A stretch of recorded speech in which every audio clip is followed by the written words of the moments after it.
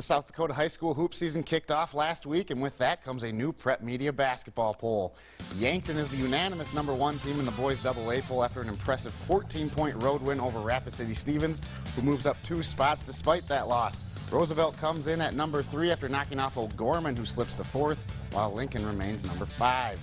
The Class A rankings remain the same as last week, with T-Area earning all 17 first place votes. Sioux Falls Christian, Red Clouds, and St. Thomas More round out the top 5. And much like Class A, the Class B boys poll remained unchanged, with Bridgewater Emory atop the poll, followed by Clark, Willow Lake, White River, Selby, Buttes, and Timberlake.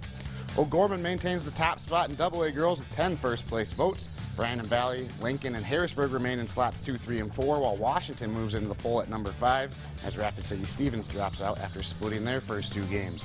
There was no movement in the Class A girls polls as St. Thomas More retains its #1 ranking.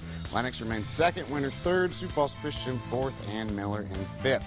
The Smith enters the rankings in Class B girls at #5, while Avon bumps up to 4th. The top 3 remain the same, with Ethan #1, Warner #2, and Castlewood ranked 3rd. Complete polls available on the sports page at KELOLAND.com. The Skyforce closed out a 2-game homestand with the Agua Caliente Clippers.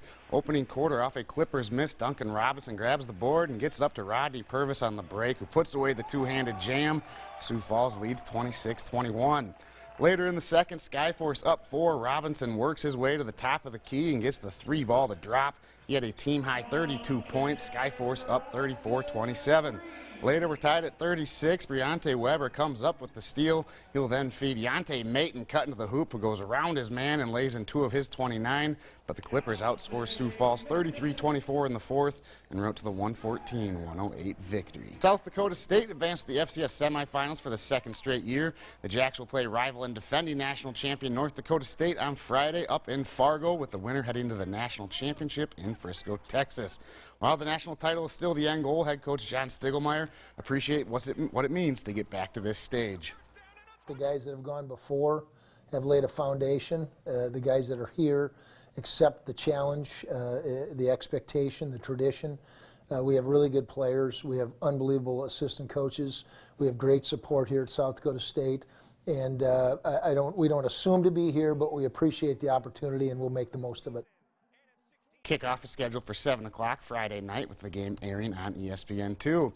As for North Dakota State, well, it could be the final game of Chris Kleiman's career there, as he accepted the Kansas State head coaching job this afternoon. Kleiman will succeed longtime head coach Bill Snyder, and despite accepting the Wildcats job, he says he'll coach the Bison until their season's over.